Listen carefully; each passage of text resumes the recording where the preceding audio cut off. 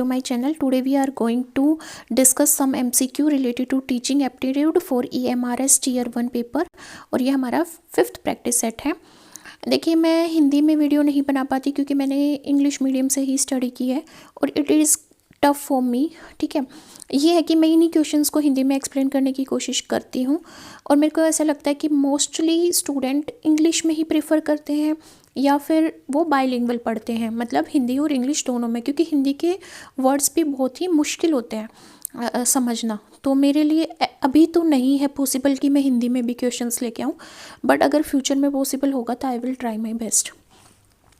तो स्टार्ट करते हैं फर्स्ट क्वेश्चन से। Which step of interpretation construction design model of learning deals with increasing students to engage their mind through brainstorming with their teachers। इसने पूछा है, ये 4 step हैं, इन 4 स्टेप्स में से which step of interpretation construction design model, जो हमारा व्याख्या निर्माण डिज़ाइन मॉडल है, इंटरप्रिटेशन कंस्ट्रक्शन डिज़ाइन मॉडल को बोलते हैं व्याख्या निर्माण design model of learning deals. ठीक है, विद इनक्रेजिंग आएगा यहाँ पे। ठीक है, with encouraging students to engage their mind through brainstorming with their teachers. मतलब ये पूछा गया है कि अध्ययन के व्याख्या निर्माण डिज़ाइन मॉडल का कौन सा चरण विद्यार्थियों को उनके मस्तिष्क को उनके अध्यापकों के साथ मस्तिष्क मंथन के माध्यम से संलिप्त करने से संबंधित है। मतलब विच step of the interpretation construction design model, जिसको हम व्याख्या निर्माण डिज़ाइन मॉडल बोलते हैं, लर्निंग डील्स का जब हम सीख रहे होते हैं, विद एनकरेजिंग स्टूडेंट को एनकरेज करने के लिए, उनको उत्साहित करने के लिए, ताकि वो इंगेज कर सके अपना mind through brainstorming with their teachers. मतलब बच्चे अपना माइंड टीचर्स के साथ इंगेज कर सकें सीखते टाइम। उससे रिलेटेड कौन सा स्टेप यहाँ पे इंटरप्रिटेशन कंस्ट्रक्शन मॉडल से रिलेटेड है, मतलब व्याख्या निर्माण डिज़ाइन मॉडल से रिलेटेड है। ऑब्जर्वेशन, कॉन्टेक्सचुअलाइजेशन, कोलाबोरेशन या कोग्निटिव अप्रेंटिसशिप। तो कोग्निटिव अप्रेंटिसशिप का मतलब होता है कि जब हम माइंड, कोग्निटिव का मतलब है माइंड से रिलेटेड। ठीक है, अप्रेंटिसशिप का मतलब होता है जब हम किसी के साथ मिलके स्टडी करते हैं, जैसे टीचर के साथ मिलके बच्चा स्टडी करता है, तो वो अप्रेंटिसशिप में आ जाता है। तो यहाँ पे करेक्ट ऑप्शन क्या होगा? 4th होगा। नेक्स्ट है हमारे पास पियाजे proposed that a child thinking begins with 2 processes, perception and। पियाजे बोलते हैं कि बच्चे की जो थिंकिंग प्रोसेस है वो 2 प्रोसेस के साथ स्टार्ट होती है। एक होता है परसेप्शन करना, ठीक है, परसीव करना किसी सिचुएशन को, मतलब अपना खुद का दृष्टिकोण बनाना, और दूसरा क्या होता है? प्रोप्रियोसेप्शन या बिलीफ सिस्टम इंटेलिजेंस या रिप्रेजेंटेशन। तो दूसरा होता है रिप्रेजेंटेशन, किसी को रिप्रेजेंट करना, प्रतिनिधित्व करना। ठीक है, तो परसेप्शन एंड रिप्रेजेंटेशन। नेक्स्ट है modifying the existing structure to interpret the object event और प्रोसेस वाज डिस्क्राइब बाय पियाजे as which of the following. इसने बोला है जब मॉडिफाई करता है बच्चा एग्जिस्टिंग स्ट्रक्चर्स को। देखो, एग्जिस्टिंग स्ट्रक्चर्स को क्या होते हैं? स्कीमाज होते हैं अकॉर्डिंग टू पियाजे। ठीक है, स्कीमाज को मॉडिफाई करता है जब भी कोई बच्चा टू इंटरप्रेट करने के लिए, मतलब कि ये देखने के लिए, प्रस्तावित करने के लिए, द ऑब्जेक्ट इवेंट और प्रोसेसेस, जो भी घटनाएं घट रही हैं या जो भी प्रोसेसेस हैं उनको प्रस्तावित करने के लिए, इंटरप्रेट करने के लिए जो एग्जिस्टिंग स्ट्रक्चर है, स्कीमाज हैं, उनको मॉडिफाई करता है बच्चा। ऐसी चीज़ें किस पियाजे ने डिस्क्राइब की हैं, तो वो इनमें से किस से रिलेटेड है? अजम्पशन से, अकोमोडेशन से, एडेप्शन से या एसिमिलेशन से। तो वो किससे रिलेटेड है? अकोमोडेशन से। ठीक है, जब मॉडिफिकेशन आ जाती है तो क्या आ जाता है? वो अकोमोडेट कर चुका है। ठीक है, नेक्स्ट है which of these is the first stage of cognitive development. यहाँ पे पियाजे की कौन सी सबसे पहली स्टेज है कोग्निटिव डेवलपमेंट की? तो कौन सी है? सेंसरी मोटर है, जो 0 से 2 साल चलती है, जिसमें बच्चा हमारा ऑब्जेक्ट परमानेंट सीखता है, सेंस अपनी सेंसेस के थ्रू लर्निंग करता है।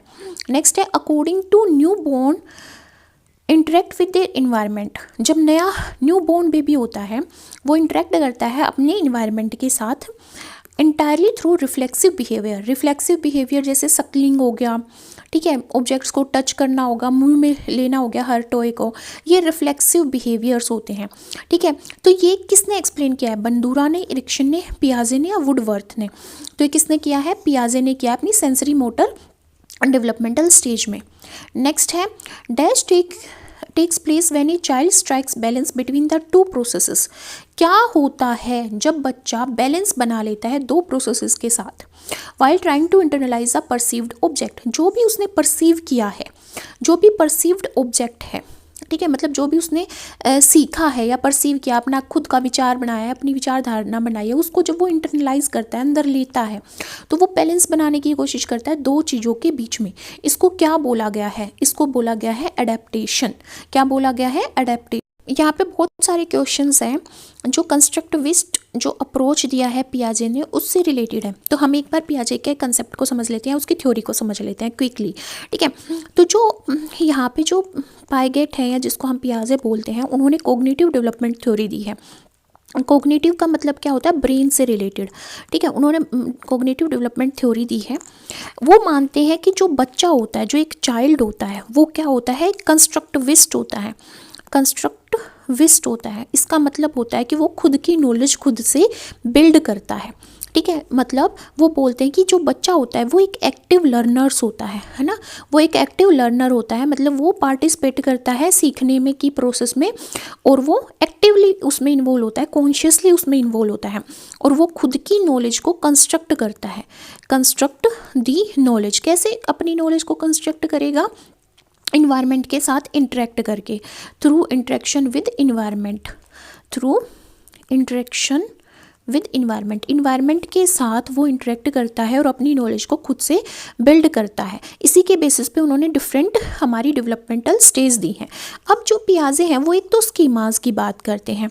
स्कीमास क्या होते हैं? ये मेंटल स्ट्रक्चर होते हैं, ठीक है। मेंटल स्ट्रक्चर बोल सकते हैं या कंसेप्ट बोल सकते हैं, जो हमारे माइंड में बिल्ड होते जाते हैं जैसे जैसे हम सीखते हैं, ठीक है। तो मैंने पहले जो सीखा होगा उसका एक स्कीमा होगा। अब मैं नई चीज़ जब सीखूंगी तो उसमें या तो कन्फ्लिक्ट क्रिएट होगा जो मैंने पहले से सीख रखा है, या मैं उसमें एसिमुलेट कर लूँगी चीज़ें, या फिर मैं एडजस्ट करके मॉडिफाई कर लूँगी अपने एग्जिस्टिंग स्कीमा को, जिसको हम अकोमोडेशन बोलेंगे। तो इसी के बेसिस पे यहाँ पे वो 3 कंसेप्ट की बात करते हैं। कौन कौन से कंसेप्ट की बात करते हैं? एक होता है एसिमिलेशन, वो एसिमिलेशन की बात करते हैं। इसका मतलब होता है नई इन्फॉर्मेशन को एग्जिस्टिंग इन्फॉर्मेशन में फिट करना। एसिमिलेशन का मतलब क्या है? Fitting new information into existing schemas, into existing schemas. तो एग्जिस्टिंग स्कीमास में नई इन्फॉर्मेशन को फिट करना एसिमिलेशन है। जैसे एक बच्चा जेब्रा को हॉर्स बोलता है क्योंकि उसने हॉर्स सीखा था, तो हॉर्स जितना वो लंबा है, ठीक है, ऊंचा है, मतलब ठीक है, वैसे ही उसका स्ट्रक्चर है, शेप है, इसीलिए वो जेब्रा को क्या बोलता है? हॉर्स बोलता है। तो उसका जो स्कीमा है पहले से, वो क्या, उसने क्या सीखा अपने पहले से, जो उसका एग्जिस्टिंग स्कीमा है उसमें उसने क्या इन्फॉर्मेशन फिट कर रखी है कि 4 टांगों वाला, लंबी सी पूंछ वाला, थोड़ा ऊंचा एनिमल क्या होता है? हॉर्स होता है। फिर उसने जेब्रा देखा तो उसने क्या बोला? उसको भी हॉर्स बोला। तो ये क्या है? एसिमिलेशन। दूसरा होता है यहाँ पे अकोमोडेशन। जब हम मॉडिफाई करते हैं एग्जिस्टिंग स्कीमास को, चेंजिंग और क्रिएटिंग न्यू स्कीमा, या तो हम चेंज करें एग्जिस्टिंग स्कीमा को या फिर हम क्रिएट करें न्यू स्कीमा, ठीक है, क्रिएट करें न्यू स्कीमा ताकि हम इंफॉर्मेशन को फिट कर सकें। जैसे बच्चे ने सीख लिया कि जेब्रा अलग होता है और हॉर्स अलग होता है, तो वो क्या है? अकोमोडेशन। एक आता है इक्विलिब्रेशन का कंसेप्ट। इसका मतलब है एसिमिलेशन में और अकोमोडेशन में balance banana, balancing between assimilation and accommodation. Assimilation के बीच में एंड अकोमोडेशन के बीच में क्या करना?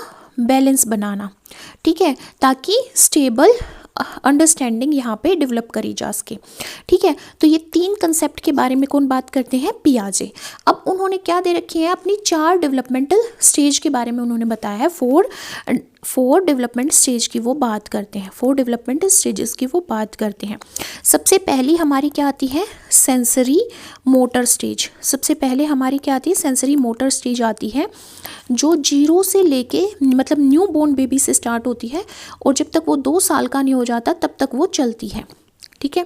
तो इस बीच उसमें जो भी चेंजेस आएंगे वो हमारे किस में आएंगे, सेंसरी मोटर स्टेजेस में आएंगे। जैसे यहाँ पे बच्चा सेंसेस के थ्रू सीखता है एंड मोटर एक्टिविटीज़ मतलब अपनी फिंगर का यूज़ करके, चल के, ठीक है, चीज़ों को टच करके सीखता है। तो सेंसेस के थ्रू और मोटर एक्शंस के थ्रू सीखता है। यहाँ पे इम्पोर्टेंट अचीवमेंट में क्या आ जाता है, ऑब्जेक्ट परमानेंस। मतलब जो पीकाबू है, जब हम पीकाबू करते हैं बच्चे को तो उससे वो सीखता है कि जो मेरी आंखों के सामने नहीं है वो फिर भी एग्जिस्ट कर रहा है। जैसे पापा अगर ऑफिस चले गए पर पापा एग्जिस्ट कर रहे हैं, ठीक है। यहाँ पे बच्चा गोल डायरेक्टेड एक्शन शो करता है, गोल डायरेक्टेड एक्शन। जैसे अगर मैं बच्चे को चलना सिखा रही हूँ तो मैं उसके फेवरेट टॉय को थोड़ा दूर रख दूंगी ताकि बच्चा चल के उस टॉय तक पहुँचे। तो ये क्या है, गोल डायरेक्टेड एक्शन है, ठीक है। यहाँ पे बच्चा सिंबॉलिक थॉट शो करता है। सिंबॉलिक थॉट जैसे मैंने बोला कि काऊ, तो वो काऊ के बारे में सोचने लग जाएगा, ठीक है। और यहाँ पे नेक्स्ट हमारा आता है, सेकंड स्टेज आती है हमारी प्री ऑपरेशनल स्टेज। फिर आती है हमारी प्री ऑपरेशनल स्टेज आती है, जिसके बारे में पियाजे बात करते हैं कि ये 2 साल से स्टार्ट होती है और 7 साल तक चलती है, ठीक है। यहाँ पे भी बच्चा क्या सीखता है, सिंबॉलिक प्ले, जैसे ए फॉर एप्पल, ठीक है, या टीचर का रोल प्ले करने लग गया। यहाँ पे बच्चे की लैंग्वेज भी डेवलप होती है, ठीक है। यहाँ पे बच्चा ईगो सेंट्रिक होता है, वो सोचता है मैं ही सेंटर ऑफ द वर्ल्ड हूँ, ठीक है। सेंट्रेशन आ जाती है। सेंट्रेशन का मतलब है कंजर्वेशन की जो कैपेबिलिटी है वो अब्सेंट है, मतलब कंजर्वेशन नहीं है अभी तक बच्चे में, मतलब वो एक ही फीचर पे एक बार में फोकस कर पाएगा, 1 फीचर एट ए टाइम, मतलब एक ही कंसेप्ट को एक बार हम बच्चे को सिखा सकते हैं। यहाँ पे इरिवर्सिबिलिटी होती है। इरिवर्सिबिलिटी का मतलब क्या है कि यहाँ पे जैसे मैंने बच्चे को सिखा दिया 2 + 2 4 होते हैं, तो बच्चा ये नहीं कर पाएगा कि 4 - 2 2 होते हैं, वो सिर्फ 2 + 2 4 ही कर पाएगा। इरिवर्सिबल कंसेप्ट यहाँ पे नहीं डेवलप होता। एनिज्म की फीलिंग होती है बच्चों में यहाँ पे, मतलब वो ऑब्जेक्ट को बोलते हैं कि इनके अंदर लाइफ है। जैसे उसको कुछ चोट लग जाती है तो हम टेबल को मारते हैं कि इसको मारेंगे इसको दर्द होगा, तो बच्चा खुश हो जाता है कि हाँ इसको दर्द हुआ। उसको समझ में नहीं आता कि टेबल को दर्द नहीं होता।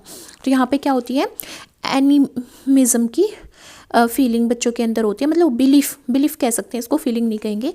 थर्ड क्या है, कंक्रीट ऑपरेशनल। जो कंक्रीट ऑपरेशनल स्टेज है ये हमारी पियाजे बात करते हैं कि 7 साल से 11 साल तक चलती है।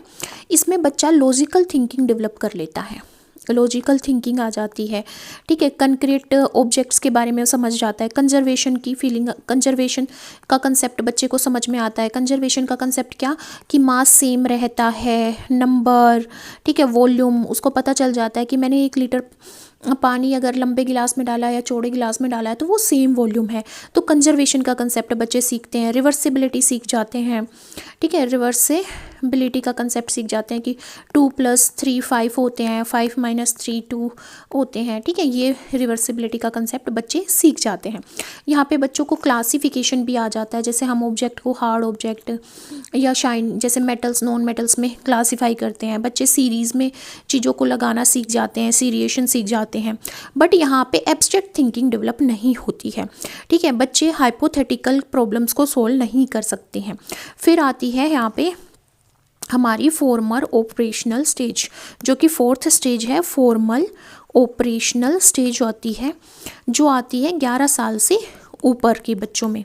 यहाँ पे बच्चा पॉसिबिलिटीज़ के बारे में सोचता है, रियल लाइफ से अलग भी वो सोचने लग जाता है, मतलब कि उसमें एब्स्ट्रैक्ट थिंकिंग आ जाती है और हाइपोथेटिकल और डिडक्टिव रीजनिंग उसमें आ जाती है, मतलब कि वो साइंटिफिक रीजनिंग करने लग जाता है, डिबेट करने लग जाता है, प्रोजेक्ट बेस्ड लर्निंग करने लग जाता है, प्रोजेक्ट डिज़ाइन करने लग जाता है, ठीक है।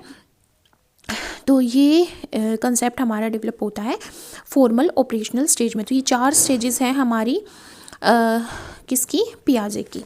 नेक्स्ट हम बात करते हैं अपने नेक्स्ट क्वेश्चन से स्टार्ट करते हैं। नेक्स्ट है हमारा when a child strike balance. पियाजे बोलते हैं कि जब बच्चा बैलेंस क्रिएट करता है दो प्रोसेस के बीच में while trying to internalise the perceived object, जो भी उसने परसीव किया है ना, उसको जब वो अपने अंदर लेने की कोशिश करता है तो वो दो प्रोसेस के बीच में क्या करता है, बैलेंस बनाता है। उसको क्या बोलते हैं, उसको अडेप्टेशन बोलते हैं। ये क्वेश्चन अभी हमने किया। नेक्स्ट है the concrete operation period in a child cognitive development period is from. जब कंक्रीट डेवलपमेंट होती है, अभी हमने बात करी, तो वो कब होती है, 7 to 11 ईयर्स। इसके बाद क्या आती है, फॉर्मल ऑपरेशनल स्टेज आती है जो 11 ईयर्स टू अब मतलब एडल्टहुड तक चलती है। नेक्स्ट है अकॉर्डिंग टू पियाजे न्यू बोन्स, यहाँ पे न्यू बॉन्ड्स हैं और यहाँ पे इंटरेक्ट करते हैं with their environment entirely through, किस चीज़ के थ्रू, रिफ्लेक्सिव एक्शंस के थ्रू, मतलब चीज़ों को टच करके मुंह में लेके रिफ्लेक्सिव एक्शंस के through new born babies interact करते हैं अपने इन्वायरमेंट के साथ। What is the definition of cognition. Cognition का मतलब क्या है, the process of acquiring and understanding knowledge who are understanding knowledge, यहाँ पे आएगा through our experiences, through our thoughts, experiences and senses.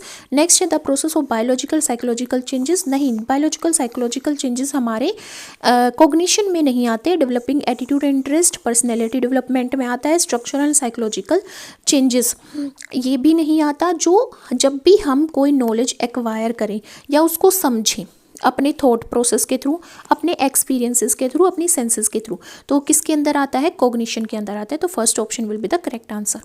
Next है what are the major characteristics and development changes that are found occur in the child in the age group आएगा यहाँ पे, age group of 2 to 7 years. तो 2 to 7 years में क्या आता है, हमारा सिम्बॉलिकली बच्चा सीखने लग जाता है, लैंग्वेज सीखने लग जाता है। ठीक है, तो children learn about the world through basic action Suckling and grasping. ये सेंसरी मोटर में आता है, ये सेंसरी मोटर में आता है जब बच्चा रिफ्लेक्सिव एक्शंस के थ्रू सीखता है। सिम्बॉलिकली सीखने लग जाता है, वर्ड्स का मतलब लैंग्वेज डेवलप होने लगी, पिक्चर सिम्बोलिज्म है। ठीक है, तो ये किस में आएगा, हमारा 2 to 7 ईयर्स वाली में आएगा। कंजर्वेशन का कंसेप्ट हमारा किस में आता है, कंक्रीट ऑपरेशनल में। एब्स्ट्रैक्ट थिंकिंग फॉर्मल ऑपरेशनल में आती है। नेक्स्ट है who identified four cognitive stages of child development. यहाँ पे 4 है, FOUR। ठीक है, तो पियाजे। नेक्स्ट है हमारे पास in one of the factors that influences how children learn and assimilation means. इनमें से कौन सा फैक्टर है जो ये इन्फ्लुएंस करता है कि कैसे बच्चे सीखते हैं और एसिमुलेट करते हैं। ठीक है, फर्स्ट है the process of taking new information to our already existing schemas. Yes, यही क्या है, एसिमुलेशन है। जब हम चेंज करते हैं तो उसको क्या बोलते हैं, accommodation. Moving one stage of thought to the next and modifying existing schema ideas as a result of new information, new experience। तो यहाँ पे क्या आएगा, assimilation पूछ रखा है। ये तो क्या है, accommodation। ये क्या है, adaptation सॉरी। ये accommodation, ये क्या है, assimilation। तो first will be the correct answer। What is prominent for children in the age group of 0 to 2 years। क्या prominent होता है, reflexive action, senses से, motor activity से बच्चा सीखता है, sensory motor stage है। They love to talk and listen। बच्चा बात ही नहीं कर सकता क्योंकि उसको लैंग्वेज नहीं आती है, मतलब इतनी डेवलप नहीं होती है। The experience of the environment through their senses. Yes, they experience, क्या एक्सपीरियंस करते हैं इन्वायरमेंट को अपनी सेंसेस के through. They inhibit improvement of verbal ability and develop. नहीं, इनहिबिट तो नहीं करते। दे एक्वायर सेंस ऑफ डिसिप्लिन तो इस स्टेज में आता ही नहीं है बच्चों के अंदर। नेक्स्ट है व्हाट इज एपिस्टोमोलॉजी। एपिस्टोमोलॉजी क्या है, एपिस्टोमोलॉजी को हिंदी में भी एपिस्टोमोलॉजी बोला जाता है। Theory of knowledge, utility of knowledge, occurrence of knowledge and source of knowledge. तो एपिस्टोमोलॉजी क्या है, थ्योरी ऑफ नॉलेज। नेक्स्ट है हमारे पास who is the most influential exponent of cognitivism. Cognitivism का इन्फ्लुएंशियल एक्सपोनेंट क्या है। ठीक है, तो जॉन डेवे, बेंजामिन ब्लूम। तो यहाँ पे क्या आएगा, जीन पियाजे। नेक्स्ट है what does accommodation adaptation means. Accommodation adaptation का मतलब क्या है, the process of taking new information into our already existing class is known as assimilation. For new knowledge it is important to maintain a balance between applying previous है यहाँ पे, ठीक है, previous knowledge and changing behavior. It involves modifying existing plans or ideas as a result of new information of new experiences. The process is somewhat subjective as be slightly modified experience and information to keep pace with our already existing believes. तो यहाँ पे क्या होगा, ये modify करती है existing plans को और आइडियाज़ को as a result of new information और न्यू एक्सपीरियंस. उसी को हम अकोमोडेशन या एडेप्टेशन बोलते हैं. तभी तो हम एडेप्ट करते हैं इन्वायरमेंट में, जब हम पहले से हमारे जो भी आइडियाज़ या जो भी नॉलेज होती है उसको हम उसके अंदर जब नई इन्फॉर्मेशन आएगी तो पहले वाले को या तो हम मॉडिफाई करेंगे या नया स्कीमा बनाएंगे. तो उसी को क्या बोलते हैं, अकोमोडेशन या एडेप्टेशन. नेक्स्ट क्वेश्चन है, is student is aggressive in his behaviour towards his peer group and does not conform to the norms of the school.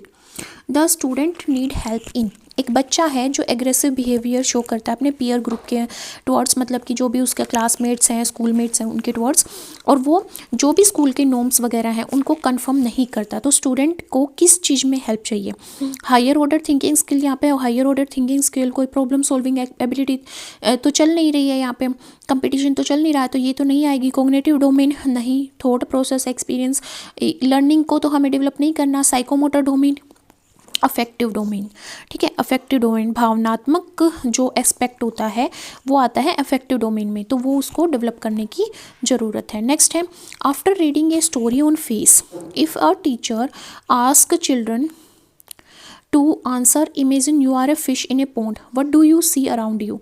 This is an example of, teacher story पढ़ता है और बच्चों को पूछता है कि तुम इमेजिन करो कि तुम एक फ़िश हो और पॉन्ड में हो, तो अपने आसपास तुम क्या देखते हो. ये किस चीज़ का एग्जांपल है, कंप्रीहेंसिव क्वेश्चन का, close type question, open minded question या मल्टीपल चॉइस क्वेश्चन. तो ये क्या है, open ended question. Open ended question मतलब इसमें बहुत सारे आंसर हो सकते हैं, इसलिए ये ओपन माइंडेड क्वेश्चन है.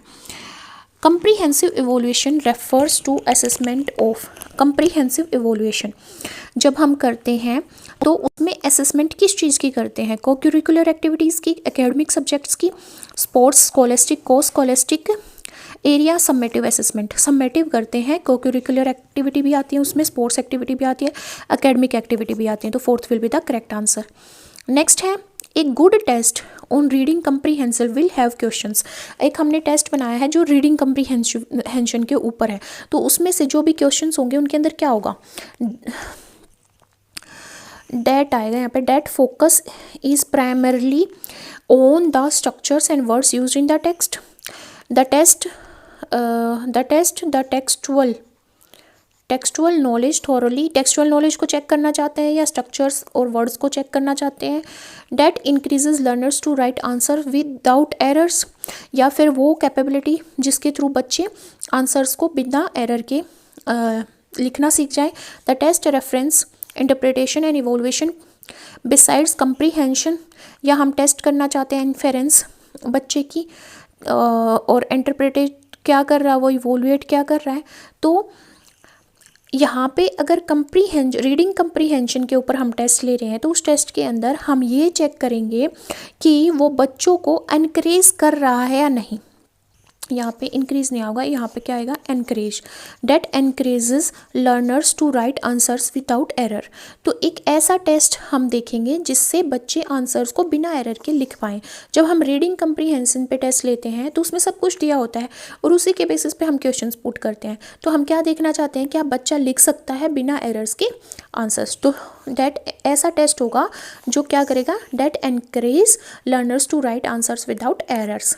नेक्स्ट है, assessment in science should focus more interestingly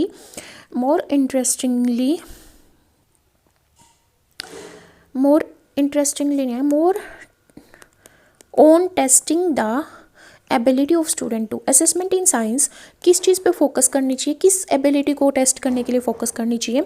B sufficiently equipped for higher learning, कि बच्चे हायर लर्निंग के लिए इक्विप्ड हैं. State the facts and principle of science correctly, ये देखने के लिए कि उन्होंने फैक्ट्स और प्रिंसिपल अच्छे से सीखे या नहीं. Ample the understanding of concept to unfamiliar situation in everyday life, कि उनकी अंडरस्टैंडिंग बिल्ड हो जाए ऐसे कंसेप्ट से रिलेटेड जो एवरीडे लाइफ में वो फेस नहीं करते हैं। तो ये तो कैसे हो पाएगा, नहीं हो पाएगा। ओपन एंडेड क्वेश्चंस भी हम नहीं यहाँ पे मतलब देना चाहते हैं अगर साइंस के एस्पेक्ट में है। तो हम ये देखना चाहते हैं कि हायर लर्निंग के लिए बच्चा तैयार है या नहीं। ऐसे टेस्ट हम बिल्ड करेंगे ये असेस करने के लिए कि बच्चा अब सफिशिएंटली रेडी है हायर लर्निंग के लिए या नहीं है। नेक्स्ट है हमारे पास summative assessment in science should mainly focus on. Summative assessment की बात कर रहे हैं। सम्मेटिव असेसमेंट ईयर एंड पे होती है। तो सम्मेटिव असेसमेंट में क्या होता है कि हम स्पोर्ट्स को करिकुलर एक्टिविटी एकेडमिक है ना सब चीज़ें देखते हैं। तो इसने बोला इसने 4 ऑप्शन दिए। फर्स्ट में क्या बोला है, diagnosing the area of learn difficulties of student. जो भी लर्निंग डिफ़िकल्टीज़ हैं स्टूडेंट्स की उनको डायग्नोज करना चाह रहे हैं, या इंपॉर्टेंट थ्योरीज कंसेप्ट को टेस्ट करना चाह रहे हैं, या प्रैक्टिकल नॉलेज को टेस्ट करना चाहिए, या ऑब्जर्वेशन स्किल्स को असेस करना चाह रहे हैं। तो हम ये डायग्नोज करना चाह रहे हैं कि लर्निंग डिफ़िकल्टीज़ कहाँ आ रही हैं बच्चों को, तो वो समेटिव असेसमेंट फोकस करती है। नेक्स्ट है a science teacher ask students to give examples of solid, liquid and gas. Here giving examples is related to, तो यहाँ पे जो एग्जाम्पल्स हैं वो देना किस चीज़ से रिलेटेड है, नॉलेज ऑब्जेक्टिव से, अंडरस्टैंडिंग ऑब्जेक्टिव से, एप्लीकेशन ऑब्जेक्टिव से, स्किल ऑब्जेक्टिव से। देखो अगर बच्चों को क्लियरली पता चल गया कि सॉलिड के कैरेक्टरिस्टिक्स क्या है, लिक्विड के क्या है, गैस के क्या है, तो उसकी एक अंडरस्टैंडिंग बिल्ड होगी और वो उससे रिलेटेड कोई भी एग्जाम्पल दे देगा। ठीक है, तो यहाँ पे अंडरस्टैंडिंग ऑब्जेक्टिव पे फोकस किया जा रहा है। नेक्स्ट है टेक्सोनॉमी ऑफ एजुकेशन। एम्स नहीं है, ये एम्स है। ठीक है, एम्स, आज बहुत ज़्यादा टाइपिंग एरर है। Taxonomy of educational AIIMS and objective. जो एजुकेशनल टेक्सोनॉमी है उसका एम और ऑब्जेक्टिव क्या है, किसने दिया है एम और ऑब्जेक्टिव? बीएस ब्लूम ने दिया है, बीएस ब्लूम ने दिया है।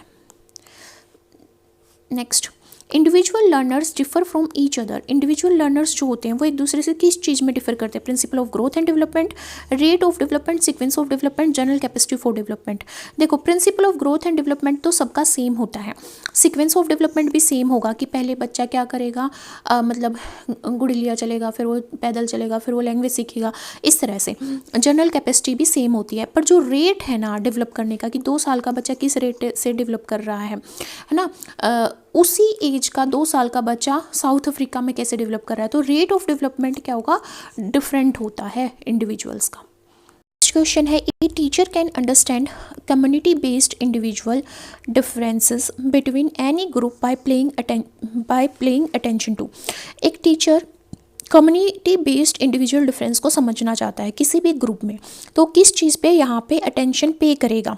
आई कॉन्टैक्ट पे, इंटेलिजेंस पे, लैंग्वेज एंड एक्सप्रेशन पे, या होमवर्क पे?